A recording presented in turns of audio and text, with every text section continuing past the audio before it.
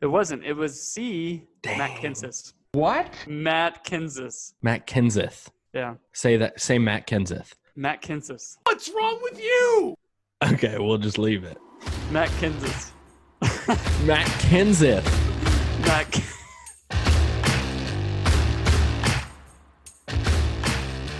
Welcome to Going In Tight. Coming out loose.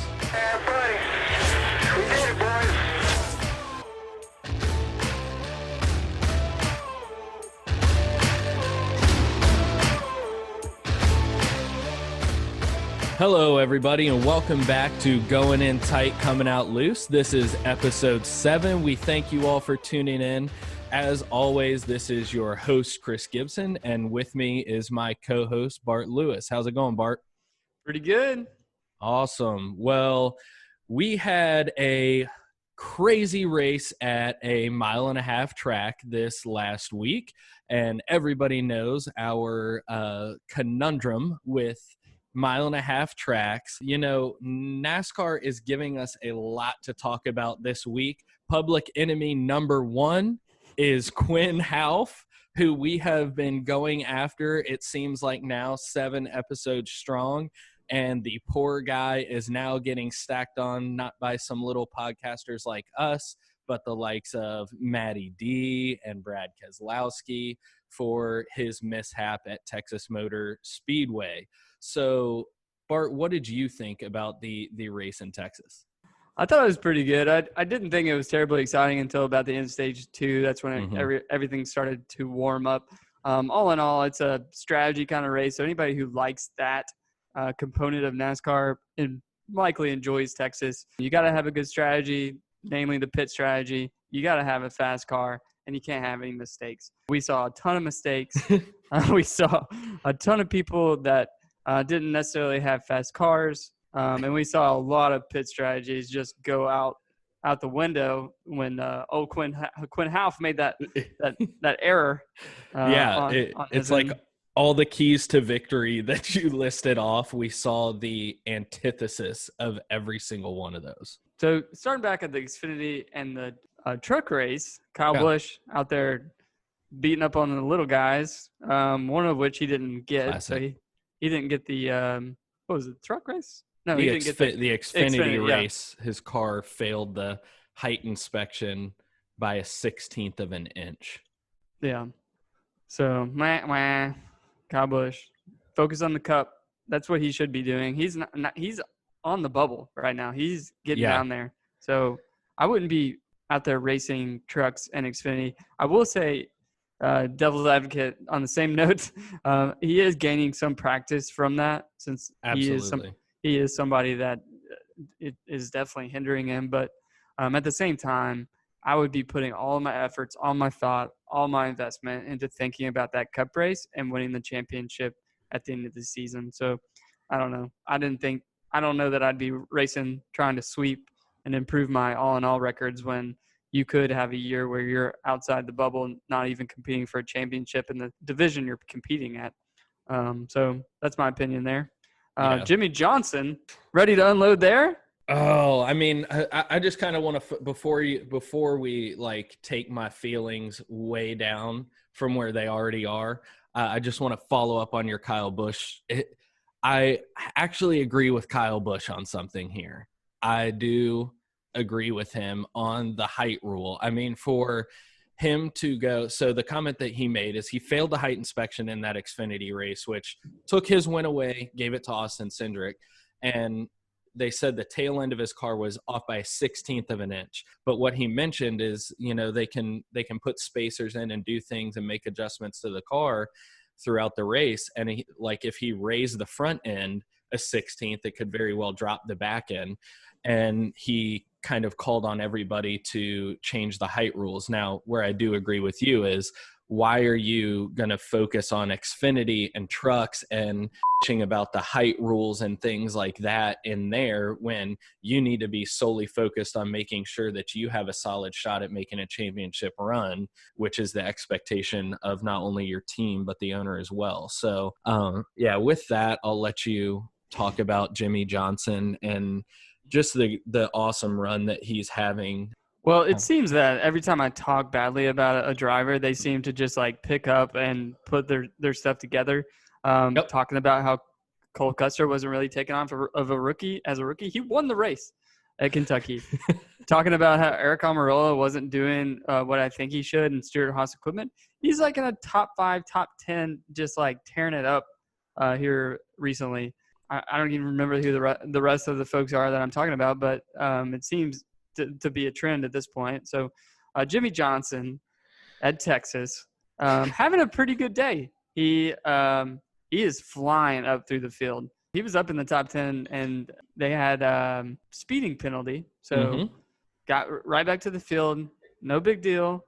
It's a mistake. It's earlier on in the race. It's a very long race. So let's try to get our stuff back together and go back to the front. He did just that. At some point, he ran into the wall by his lonesome self. He just hit the wall. Loose. His crew chief asked, did the car just get away from you or is something wrong?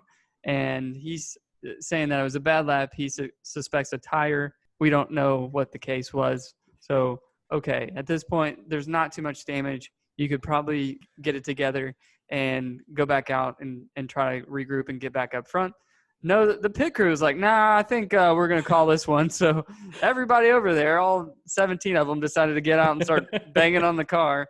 And so they got a penalty for that, which is not as bad as it used to be. So he got held for 2 laps. Ultimately, I think he was like 7 laps down. I don't even know how that happened. So he got that original penalty, and then once he got the speeding penalty and got to his box, he had too many men over the wall. One of his guys actually fell over the wall. And then that penalty, because he got a second man over the wall penalty, they held him for 2 laps. I don't know if it was the damage to the car that they were, because they can't touch the car while the official's holding him there for those 2 laps. So I don't know if they started doing work, but he came out 7 laps down, then had to pit again at some point. By this time, they're not showing him on TV. So he ends 11 laps down. I mean, he ended up getting 11 laps down and stayed that way the rest of the race. Just a pathetic way to end when his car was clearly better than anybody else's in the field throughout the beginning of the race. So anybody could have that day. I'm not going to dog on him too bad here. Anybody at that level can have a mistake going 180, sliding into the wall, and you could have been a tire. You can have speeding incidents on pit road. You could have too many men over the wall. It could happen to anybody. It's not just Jimmy. The real kicker for me on this one is the fact that we are watching the in-car camera for Ty Dillon out on a caution, and you just hear like, boom, and they're like, Ty, what happened? Jimmy Johnson ran into the back of me on a caution. Jimmy Johnson is not paying enough attention on a caution he just runs square in the back of another car. Like, I don't know where his head is at. His head is not in racing right now, in my opinion. I don't see him winning another race at all. And it's just sad. It's sad to see a 7-time championship contender go out like this. It's sad to see him dissipate like this into just a bad driver. Yeah, it's frustrating because you see guys that are around his same age that came in around the same time, and like a Kevin Harvick, who is just continually thriving. It doesn't matter. You know, Jimmy's a very unique situation where he's been with the same team, same manufacturer since the day he set his butt in a cup car. So, I mean, it's not a thing like he went to another manufacturer or another team. He's trying to learn a new setup. He's been there. He's done this. It is absolutely crazy to me the amount of fall off there is. And all I can think of is like his head's just not in it. It's mind blowing and it's frustrating. And I know it's got to be frustrating for him because I'm sure he didn't think his one final time season was going to be marred by COVID. Then his longest streak of starts was going to be stopped because he gets COVID. And then, you know, it's a bad situation, but it's hard to see him winning a race with the kind of remedial elementary mistakes that he's making. And it's really putting Hendrick in a tough spot because now he's on the bottom end and Byron's down there on the bottom end. Both Jimmy's 107 points behind Almirola, who is the first person who's not locked into the playoffs. And then Byron's 109 points himself behind that, and he's below the cut line. So yeah, for Jimmy, I do think that NASCAR made a lot of changes to kind of make him less dominant because he really cracked the code on how to win a championship. So that was, I think, intentional, even though that maybe NASCAR probably wouldn't say that. right. There also was a downturn in Chevy after they switched to the Camaro. So it wasn't the same package that they're used to running. Packages in general changed. So I know that hurt him a lot, but you got to adapt. NASCAR hasn't been running the same package in the same car for its entirety. So I don't know that people talk about his dedication and how much he gives to it. And I believe that, but to some degree, I have to believe he's a little checked out and ready to move on to whatever the next thing is. The other thing is like he's got a good car every week. So the one unique position that both Jimmy and William Byron are in here is a win could lock both of them in. Jimmy has shown that he's got a car that could potentially win if he doesn't make mistakes. Byron, not so much. But I think Jimmy's in a point where he could, if he eliminates mistakes, he could still get enough points to keep himself in the running. He's only 107 points back, like I said, but I still think that he could make it. Byron is a different case because he hasn't been running and his car hasn't been showing the promise that Jimmy's has. So yeah, he's been in some unfortunate situations that weren't really his fault. But even if those incidents were to not occur, he was mid-pack. So he wasn't running towards the front. He wasn't showing any promising outcome other than, getting top 15. So and his crew chief's out this week too. Chad Canals? Yeah, he's supposed to be having a baby, so he's going to be staying at home with his wife because originally this was supposed to be like the 2-week break for everybody. So COVID kind of ruined that. So they timed that baby perfectly. yeah, everything was working out perfect until COVID ruins everything. So it's definitely a unique situation, and the reason that we talk about Hendrick is because that's the team that we go for. But I think Rick Hendrick's expectation is all 4 of his cars are going to be in the playoffs. They might not all be fighting for a championship every year. So it's definitely a unique situation. And we've talked about silly season where William Byron hasn't lived up to the Hendrick expectation, I don't think. It'll be interesting to see what happens with his seat. Obviously, this is supposed to be Jimmy Johnson's last season. So there's definitely going to be a new driver in the 48 unless something crazy happens there. So it's definitely not only a toss-up for the playoffs, but it's a toss-up for the future of who we're going to see behind the wheel of the team that you and I support. Yeah, and that goes for any team. Clint Boyer right now is being talked about because he shows consistency and he does show some top tens, but he's not a Kevin Harvick, and he's getting older. I would love to see him in the booth. He's got such a great personality. Eric Almirola has kind of been hit or miss, but he's been really taking off here lately. Cole Custer coming in as a rookie, winning a race. Joe Gibbs, Eric Jones, I don't know why he's in that car. He does not deserve to be in that number 20. Denny, Kyle.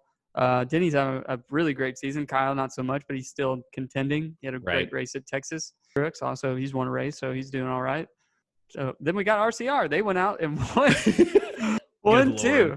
Somebody who we typically wouldn't be talking about. Somebody, in my opinion, is a Silver Spoon kid who would not be in that ride without Richard Childress, his grandfather, owning the team after he won the race. The first thing he said when he got out of the car to the TV cameras is, not bad for a Silver Spoon kid.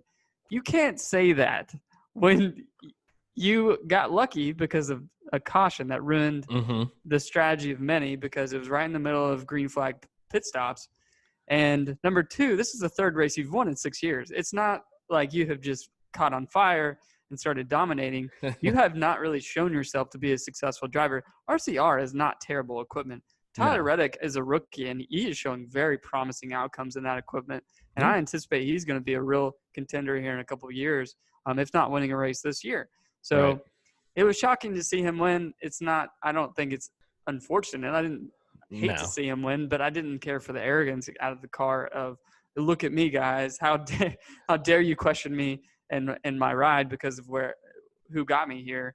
Right. Out of all top 16 drivers, the one that wasn't complaining about Quinthouse's mistake is the one who is the only one who benefits from it, and him getting a win. And you texted me as well as we were watching those last 2 laps.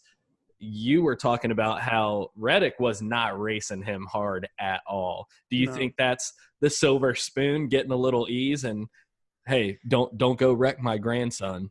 Yeah, I think he was just trying to show a little respect there. He's new. He knows he's rusty. He even noted that he hadn't been up front in a while, and it was kind of new to him, especially in the Cup. So I think that he was just trying to play it safe. He was comfortable where he was. He didn't want to take any risk and take both of them out. So I get his perspective. I was wanting to see harder racing. I would really like to see another rookie win. I mean, that is really exciting to see Cole Custer win. I was really hoping to see Tyler Reddick pull a win out. But I mean, it's cool to see RCR get 1-2. I'm happy for them. Interesting race. It definitely provided an interesting finish and a shakeup to what everybody thought was going to happen. I made $16 on FanDuel. How about that? There you go. And so, hey, stacking pennies. Corey LaJoy stacking pennies. Bart's Blunders. All right, everybody, we're going to play what's called Bart's Blunders. I'm going to read off 5 of the biggest blunders that have happened in NASCAR. Give Chris some options, and he's going to guess who he think it was. So let's just get this started. Chris, you ready? Yep, I think so. All right. Number 1, in 1994, this driver pulled his first place, number 60, Winn-Dixie Ford, into the pits on the last lap, giving the second place car the win. What year is this again? 1994. 1994. Okay. Number 60, Winn-Dixie Ford. Was it A, David Green, B, Kyle Petty, or C, Mark Martin? C, Mark Martin. That's correct. Yeah, it was Mark Martin. I have the number 60. So at one point, they were like mass producing baseball NASCAR cards.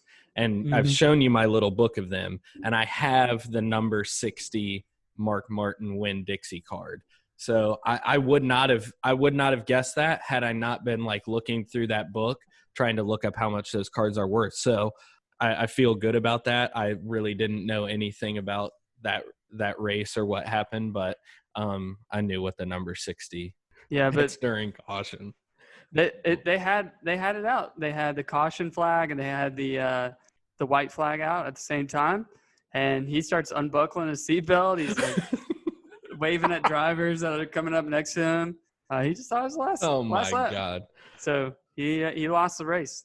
All right, number 2. In 2008, this driver was stripped of his first win because he was forced below the yellow line for a last lap pass. So this rule is still to some degree a rule that they enforce. You cannot pass under the yellow line. You cannot go below the yellow line to pass when it comes to like Daytona, Talladega especially. So who was this driver? Was it A, David Reagan, B, Regan Smith, or C, Carl Edwards? I'm going to go with Regan Smith. That's correct. 2 for 2. Yeah, didn't it take him a long time to get his first win? That's why I'm thinking. Yeah, they stripped him of that. He got forced down below the yellow line because of Tony Stewart. He won the race. Yeah. Okay. Yeah, I knew that. Ultimately, he did come back and win that. I don't know if it's the same race, but at Talladega. So he did get redemption, but at the same time, he should have won that race. You can watch montages of different drivers who they would never disqualify, like Earnhardt Jr., Earnhardt, all these drivers who have gone below the yellow line and won the race, even being forced down. So it was unfortunate for him, but kind of like low-hanging fruit. NASCAR enforced it with a driver who was about to get his first win. All right, so number 3, in 2012, this driver ran into a jet dryer at Daytona, causing a caution on the Daytona 500, ultimately requiring the track to be repaved where the jet engine blew up on the track. Oh my God. Was it Those A? Air Titans just get in the way sometimes. I mean, I'm telling you. Was it A, Juan Pablo Montoya, B, Danica Patrick, or C, Tony Stewart? Danica. It was not. That's not right. It was Man. Juan Pablo Montoya. He lost control of his car. He was by himself, slid into the jet dryer. Boom. So that's another caution lap thing. I mean, if the jet dryer's out. It was they were cleaning debris off the track. Yeah, I don't know necessarily if it was his fault. I don't know. I took a tour of Daytona of the track in 2015, and it is certainly not the same in that spot as the rest of the track. They had to completely redo it because it just destroyed the track. Yeah. Sorry, Danica, for blaming you for that one. Everything else was her. All right, number 4. In 2017, this driver got parked for having too many men over the wall, destroying his chance at a championship. So this is we just had this happen with Jimmy Johnson in the past weekend in Texas. They've lessened the rules, so it's not as intense as it was. But beforehand, if you had too many drivers or too many pit crew over the wall during a pit stop, your race is over. You're done. Go park it. So was it A, Kyle Busch, B, Denny Hamlin, or C, Matt Kenseth? 2018. So Kyle Busch won last year. 2017. Oh, this is 2017? It was, yeah. Oh, okay. So Truex won in 17, I'm pretty sure, right? Mm-hmm. And it wasn't the last race of the season. So was it Kyle Busch? It wasn't. It was C, Dang. Matt Kenseth. Matt Kenseth. Yeah. Say Matt Kenseth. Matt Kenseth. Say Matt Kenseth. Matt Kenseth. Put your tongue between your teeth. Matt Okay. I can't say it. All right, last question. In 2019, the series finale in 2019, this driver's pit crew, I'm giving you something more recent here. Okay. 2019, series finale, last race. This driver's pit crew switched the left and the right side tires, causing him to lose the championship. So the rights were on the lefts and the lefts were on the rights. And he said, "Are you kidding me?" And they said, "Yeah." So here we go. A, Joey Logano. B, Denny Hamlin. Or C, Martin Truex Jr. Okay, so this is last year. Kyle Busch won the championship. Correct. So I'm going to say Truex. That's right. It was C, Martin Truex Jr. He got number 2. So that did ultimately cost a championship for him. And was that the last race? Yeah, that was at Miami. Yeah, because I remember they were all 3 running pretty well. And so, well, that makes me feel good. So I did what? I got Mark Martin, Regan Smith. You got Danica. Yeah, you got Danica. That wasn't right. Kyle Busch wasn't right. So I went 3 for 5. Yeah. I feel comfortable with that. That's pretty good. Pretty good. Yeah. All right. Well, thanks for playing, Chris. That has been Bart's Blunders. Matt Kenseth. All right, everybody, moving into the main topic of the evening. We want to talk about some of the tracks that are sitting around out there, growing weeds, getting overgrown, falling apart, that have kind of been lost. With Dale Jr.'s show, Lost Speedways, coming out on Peacock TV, it's something that's been talked about for a long time by many NASCAR fans, by drivers, by old owners of tracks, one of those being North Wilkesboro. And it is a track that was around for a long time. And Bart, I'll let you jump into some of the history of that, but we want to cover some of these tracks, why they haven't come back, and when they went away for you guys. Yeah, so for North Wilkesboro, for me, that is the one where I'm just in my loins feel the passion of why does this track not still remain on the schedule today. It is the definition of NASCAR roots racing. It was there when it started, and it lasted all the way up to 96. And it wasn't because of the lack of interest. They were filling the seats. The race behind me this evening is the 1995 Holly Farms race at North Wilkesboro. And the reason I chose that one is because the last one, you can make a little bit of hoopla around that, fill the stands one last time. The stands were always full. They were always full. People love North Wilkesboro. It's a tick over a half mile, 0.6 in length, and it had some good racing. I love watching the races. If I'm going to sit down, especially during the pandemic as NASCAR wasn't on, I watched a lot of old races, and I watched a lot of North Wilkesboro races. They were really fun to watch, and I really wish that track would come back. Mm-hmm. So the reason why it went away is the owner of the track sold it to Bruton Smith, who is the owner of SMI. Ultimately, they removed the track so they could give Loudon, New Hampshire Motor Speedway another race, and they could give newly built Texas that we watched this weekend a race. And I completely understand the mindset of why they did it. It makes perfect sense at the time, but it isn't that time anymore. NASCAR is not where it was in the 90s. It's not growing like it was in the 90s. It wasn't gaining a passive fan like the NFL is. It's just not that anymore. So there's no reason to have the infrastructure of Texas where it can fill a grandstand of 182,000 folks. They're never going to fill that. I promise you, in the foreseeable history of Texas, they will not have 182,000 people in those stands. Not going to happen. Shot. Not to mention the pure cost of keeping that large facility up. So there's so many great points to make here. But I'll just start with the geography of it. So it's in the middle of nowhere. It's just like Bristol. It's just like Talladega. It's like Darlington. It's like Watkins Glen. They are the thing that holds the glue of that city together. There's nothing much around Talladega. There's nothing much around Bristol or Darlington or Watkins Glen. It's 2 hours to the nearest city. I mean, they're in small cities. So the tax revenue for that track funds that city. It is the definition and the pride and the heritage of that city. So to take it away from one of the most respected and great racing tracks that existed was just a terrible decision in my mind. I don't know why they removed it altogether. And just to jump in really quick, I don't mean to interrupt you, but I'm just kind of over the. Well, I could go for days.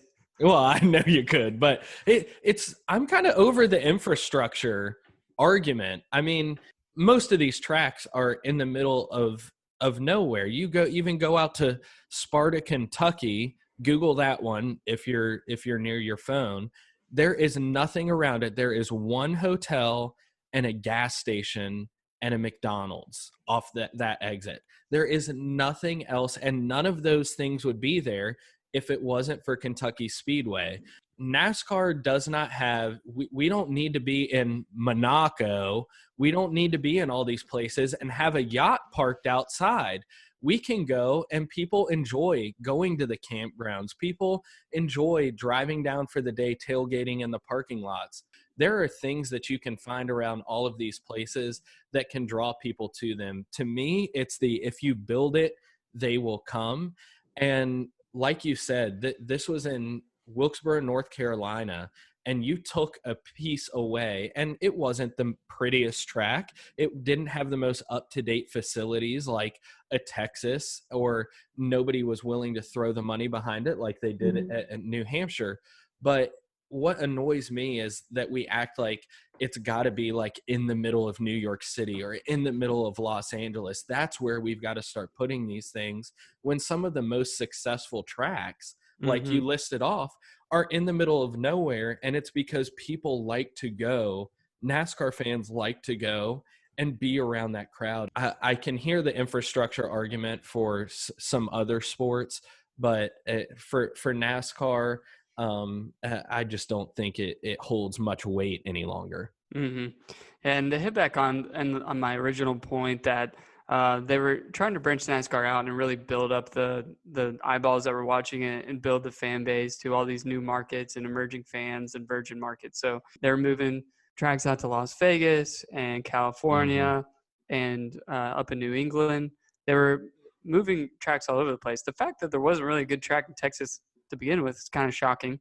But there was a track out there. It was kind of a bust.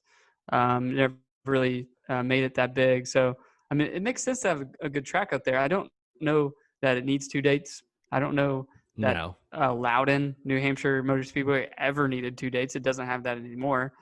You built these these tracks in geography to create new fans, but you took away the great tracks that already existed that were built that were really they lasted because they were great race tracks. They brought really great racing. So it's really sad to see.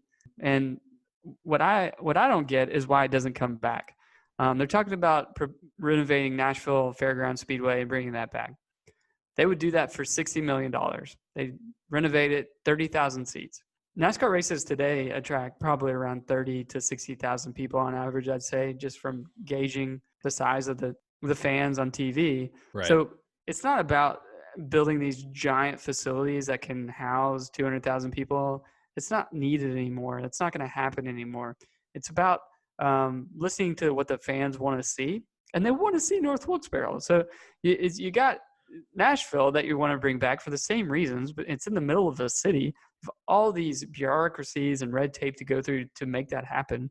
And it's still TBD at this point. We don't know if that's going to happen. Right. I would say looking at the track in its current state, I would guess $100 million to renovate that thing. It would be all new facilities. You'd have to repave the track. But it's got the bones. The bones are there. Yeah. So to some degree, you're not going to spend $153 million like Kentucky costs. You're not going to spend $250 million like Texas costs. It'll be much cheaper than that. And if you look at it like Kentucky, $153 million, $100 million to do North Wilkesboro, and $60 million to get Nashville, you got two for the price of one right there. Right. Well, and with Texas, I mean, the first couple races there, they fucked that up so bad. They had to repave or redo sections of the track multiple times. And now the technology is there, and we've talked about it before. They did it with Kentucky. They paved Kentucky, they repaved Kentucky, they conditioned it. They have ways that you can turn these tracks into very good raceable tracks. My big qualm with all these tracks that are, the lost speedways that you'll see on Dale Jr.'s show or the ones that we're talking about here. I am so against the two ownership style that NASCAR takes. I think it is incredibly toxic. And I think by bringing Steve Phelps in, he's going to get fresh new ideas. I think by bringing new owners in of tracks, you will get fresh new ideas. You'll get fresh takes on how to bring in fans. I don't know that you need North Wilkesboro to have the amenities of a Texas or to have the amenities of a Daytona. It doesn't need to be big and flashy. People enjoy going there. Like you and I talked about in the first episode, people grew up racing going to their local track. Their local track has a concession booth that has a garage door that shuts on it in the front. We don't need big, flashy tracks. This doesn't need to be the Las Vegas Coliseum that they're building for the Raiders. We need to be able to go watch racing and not travel 2 and 3 hours to go see it. People want to be able to see it locally. And I truly believe lots of people said that Wilkesboro was the heart of the NASCAR fan, but I truly believe that there were people going to those races on the weekend that might not be watching every NASCAR race throughout the year. They're going because they're able to go with their friends. They're able to go with their family and enjoy a tailgate that's 20, 30, 45 minutes away from their little town. So I think the two ownership style that we have with everybody being owned by SMI or ISC is just toxic. It's putting money into the pocket of somebody and they're trying to capture a dollar. That would be like somebody buying the Los Angeles Chargers and then buying the San Francisco 49ers and going, well, we're just going to get rid of the Los Angeles Chargers because that one's a little bit farther out there. We don't want to have to deal with them. Mm-hmm. So that would be a ridiculous mentality to take. And it would change the landscape of the sport. And that is what taking away these tracks like Rockingham, like Riverside, like Nazareth, like North Wilkesboro, that's what that has done. It has removed these sections of fan bases that you were able to capture in these small towns. Rant over. I completely agree. I mean, Darlington still exists today, and Darlington's essentially the same sort of deal as what North Wilkesboro was. The facilities are old; they're not flashy. Nothing's flashy about the track, but it is the roots of racing. Everything about it defines that it's the old school way of racing back when NASCAR started. It's not a new flashy Las Vegas or Texas or any of these new tracks. And I do think that we should see more of a variety on the schedule. I don't want to see one. I don't even want to see one California or Fontana. I don't want to see Sonoma. I only want to see one Michigan, one Texas, one Loudon, one Kentucky, one of all these tracks. I want to see them, but I want to see one of them. There's very few tracks that I'd see two of. I'd see two at Daytona. I'd see two at Bristol, maybe two at Talladega, two of Martinsville. And then for some tracks like Charlotte, one 600 and then one Roval. Even Daytona could be one super speedway, one road course. So I just don't understand. SMI still owns this track today. It's just sitting there rotting away. Something that could be preserved and renovated so easily, it's just caving into itself. Nothing there is salvageable anymore. The racetrack, to some degree, could be saved, but nothing around it could be. And I just don't understand why they have just let it go like this.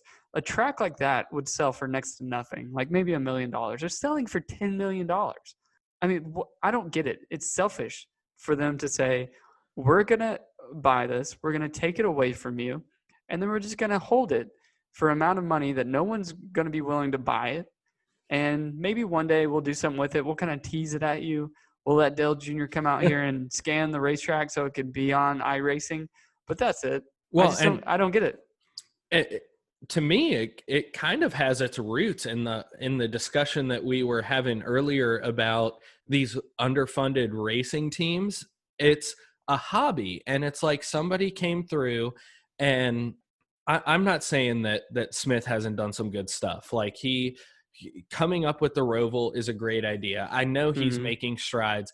I don't want to sit here and I don't want to just dog on everything that all these people do, but we can't continue to have 2 races at Michigan, 2 races at Texas. Like you said, in the NASCAR schedule that we've got coming up, we've got back-to-back races at the same tracks multiple times. I know it's unique circumstances, but it's just not as interesting as seeing a new race in a new environment every single time. And it really frustrates me to see what has happened to these tracks. Like you said, they're just becoming dilapidated. And it's just like one of these underfunded teams. We're leaving them there, allowing somebody to have a hobby. They don't get any better. They only seemingly get worse every year because it gets more and more expensive to be a part of the sport. Why not go ahead and redo these tracks before it gets so expensive and the cost of inflation gets up there? They're going to turn it into a shopping mall. And that's exactly what happened with Riverside. It was one of the most popular. It was a road course. It created exciting racing. It's now a shopping mall. They've scrapped the whole track and they've built housing and shopping malls on it because it's in California and they needed to start packing people in. It's going to get to a point where we either resurrect these tracks and we're able to move forward and give people what they're asking for, or we're going to see these tracks start to go away completely to where we can't get them back, to where there's a shopping mall built on top of them or a housing development built on top of them. I think the action needs to be taken sooner than later, but I'm afraid that it's not going to be because we have 2 ownership groups that have a monopoly over the product, and it's not going to change because right now they're trying to maximize profit while the fan base and the attendance might be a little bit lower. Yeah, and I get it from their standpoint. They are a business. Right. One of those groups is a subsidiary of NASCAR, so they are essentially owners of half the tracks on the schedule. Right. SMI owns the majority of the others, and then like Penske owns Indy, and I think Pocono might be owned locally, but that's it. And there's not much else. I'd like to see more variety. It's sad that Riverside's gone. Yeah. But some are salvageable. Nashville is in good shape. Still people still race on Nashville Fairground Speedway. Yeah.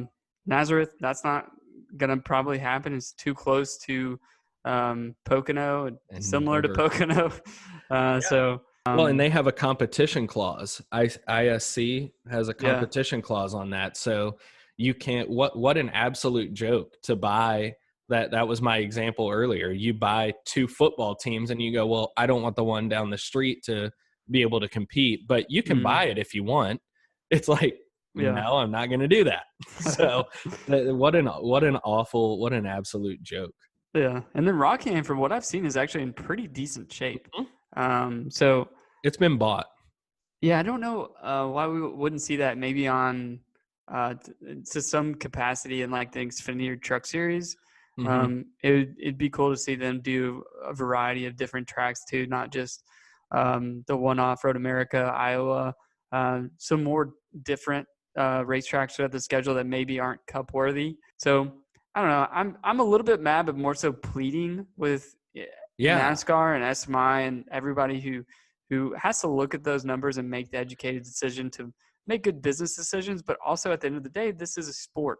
It's a sport for the fans, and the fans are screaming from the top of the mountain, we want North Wilkesboro back.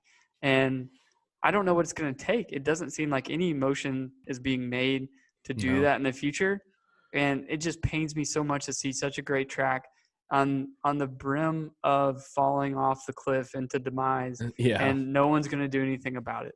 Yeah, it's definitely frustrating. And like you said with Rockingham, the one positive is with Rockingham, the people who bought it said that we might see racing in the 2019 to 2021 season. They were running the Pinnacle ARCA race there for a while.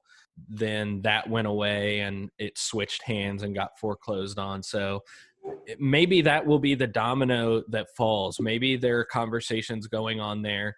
I truly do believe that Steve Phelps is making moves in NASCAR that are moving the sport forward. He is an advocate for change in the sport, not only in the rules and the look of the sport, but in the culture of the sport.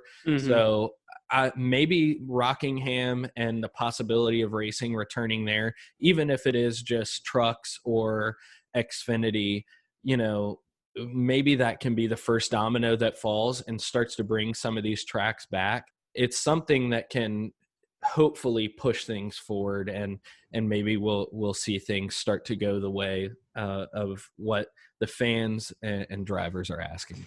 Yeah, and the best thing that we can do right now is just talk about it. So if everybody just keeps talking about it and talking about it and talking about it, eventually they might give in. So a cool discussion. Hopefully one day we'll see North Wilkesboro back on the schedule.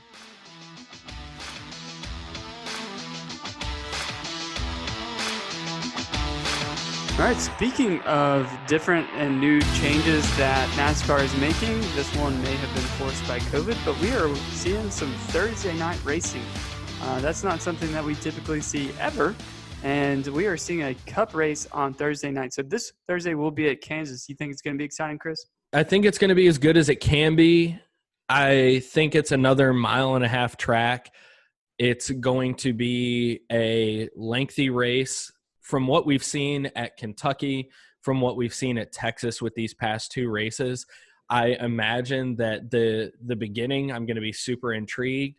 Then one of us is going to text one another that we're taking a quick break and let us know if anything crazy happens. And then we'll be jumping back in for the last 50 to 75 laps and really tuning in. It's I think we've had some exciting results from the race over the past 2 or 3 years, but I'm not going to be looking for anything. It's going to be more of those strategy pit races like we were talking about earlier. Yeah, that's more so for me. Also, I'm looking forward to the finish. Could we see some more new drivers win? Could we see Bell or Reddick step up and maybe have a first win? And all these bubble drivers. We got Boyer, Almirola, Kyle Busch, Kurt Busch, Matty D, Eric Jones, Jimmy Johnson, and William Byron, all sort of just hanging out there. So anybody gonna kick it in gear and make any changes? I also like the fact that it is at night. I love Saturday night races because you're devoting your night to something, not your entire day to something. So I like the fact that it's at night. I just think night races look cooler too under the lights. So I'm pretty pumped about it. I really like the night races too. I think it brings us something different. I have really enjoyed what COVID has shown us, and Chase Elliott mentioned it earlier in the year that he's kind of enjoyed no practice and having more racing more often. So I'm excited to see a Thursday night race. The more racing, the better for me, because it gives us more to talk about. But I think it's going to be exciting. Like you said, a night race always adds some different strategy. It changes the track temperature. It changes the strategy for all the guys. And I'm really excited to see how the points over these next 3 races shape up. Jimmy Johnson, and I know we've talked about it, and I'm so biased towards him because I want him to do well. I'm excited to just see if he can possibly put one of these 1.5-mile tracks together, because he's run so well at them. It's Clint Boyer's home track, and I love watching Clint Boyer. I would love to see Clint Boyer do really well. He's gotten top 10s there the past 2 races, I think. So I'd love to see him do well at Kansas. I think it's going to be a fun race. There are some fun storylines there. And I think after this race, it's going to be crazy to see if anybody just throws Quinn Houff, just scoots back to the back just to wreck him out so that nothing happens later on down the road. Yeah, I don't know. I wouldn't actually be surprised if we just saw kind of Quinn Houff get replaced. I don't know. I could just see for that this happen. Race. Yeah. What? NASCAR is not happy with that. You are silly. We're going right back into the Quinn Houff, aren't we? We're doing it again. NASCAR is not happy with him. They're going to sit him down before Kansas and talk to him about what happened. So I don't know. His time is limited. I don't think we're going to see a whole lot of Quinn Houff in the future in the Cup. But anyway, who you betting on fantasy wise? You going to tell us? So my fantasy lineup, I can probably tell you very, very closely who it's going to be. I'm going to have Chase Elliott for sure in my lineup, Kyle Busch, Kurt Busch, Martin Truex. All 4 of those guys are going to be in the top 5 of my lineup. They have gotten top 10s in the past 5 races that we've had at the track. And there have been some wrecks and there have been some issues at the track, and they have all seemed to avoid them. And those are not only people who have been running decent this season, but it's also involving, Kyle, who needs to fight for a playoff spot. And then other places. So for my 5th and my garage driver, I'm looking at like Denny Hamlin, Kevin Harvick, and probably Clint Boyer, just because it's his home track. And this week there's been some conversation about his future with Stewart Haas, and silly season's coming around, and we'd like to see him in the booth, but I also enjoy seeing him in the car. So those 3 will be I will jockey those around to see who are going to be my final 2 drivers, and then my garage driver. Yeah, I haven't done too much research yet. I'm gonna spend a lot of time and do that tomorrow. But I do like Chase Elliott a lot for this race. He typically does pretty well. Like the Busch brothers, also as well there. I'm kind of gonna go on some bubble drivers here now that we're getting down to the wire here. We're towards the end of July. We've only got a few more races left in the month of August until we conclude the regular season. So I haven't totally decided, but Boyer does pretty well here too as well. So yeah, I like the picks that you're going with. So I'll probably stick pretty close to what you got. Maybe some different bubble drivers as well. So the remainder of the season, no practice, no qualifying. Yeah. What do you feel? How do you feel about that? I like it. I think part of the reason they're doing it is coming up, we've got double headers at like Michigan and Dover, and there's just a lot of racing coming up. So I think the logistics of trying to figure out how to put these cars in practice, in qualifying, they do the different types of qualifying at different tracks. I think that's tough. I've been fine without the practice. I know there are some people out there who really like to see that, but with the amount of racing we have, I haven't really needed the practice. If it was more spaced out, I might think differently. But what are you thinking about it? I'm not so concerned with the lack of practice. I mean, we see F1, they're still doing practice and qualifying. Yeah. I'm not sure why NASCAR is incapable of doing it. I know that we're America and we're unable to wear masks and contain this the spread of this disease, or virus. But yeah, I don't see why they wouldn't do it. I think that's something that's doable. If you can run the race, you can run practice, you can run qualifying. I don't think 3 practices or 2 practices are necessary. Maybe 1. But I don't care so much about that as I do qualifying. Right. Qualifying Yeah, I agree. really does matter, and it can impact the points, and it can impact the outcome of stages and ultimately the end of the race, depending on where drivers are put. So I think what they're doing right now is fine, but at the end of the season, especially, I don't want anybody to chalk it up to, well, I got drawn 20th, so we couldn't get to the front in the clean air, and exactly that really ruined our chances in the playoffs. I don't want to hear that. Yeah, I want everybody to have a fair shake.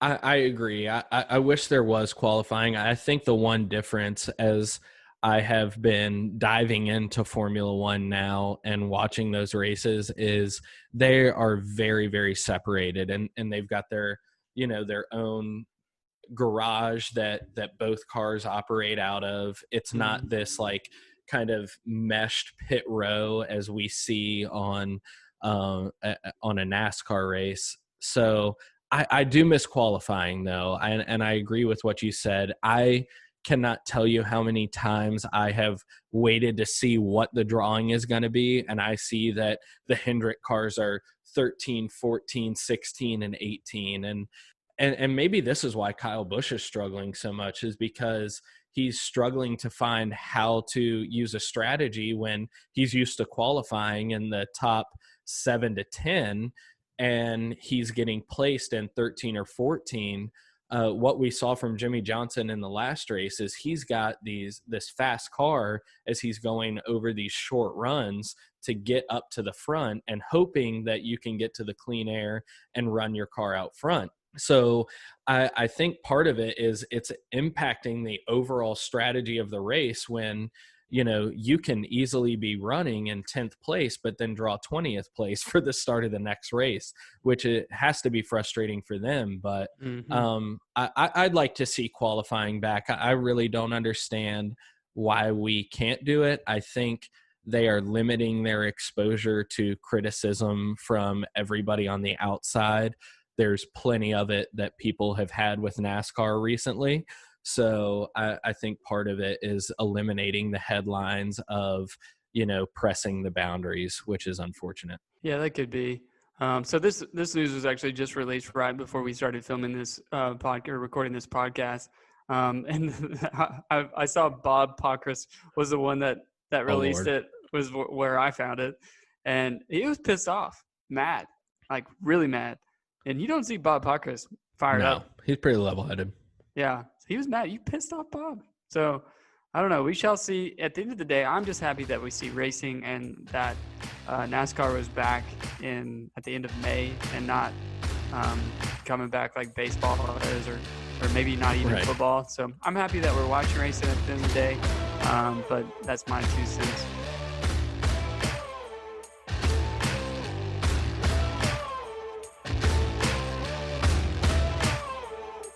All right, everybody, that's all we have for you today. We thank you for tuning in to episode 7 of Going In Tight, Coming Out Loose. You can find us on all major podcasting platforms now. That is Apple, Google, and Spotify. You can follow us on Instagram and Twitter at goingintight_pod. Or you can find our episodes and some of the articles that we're posting on goingintightpodcast.com. We look forward to talking with you all next week, and thanks again for tuning in.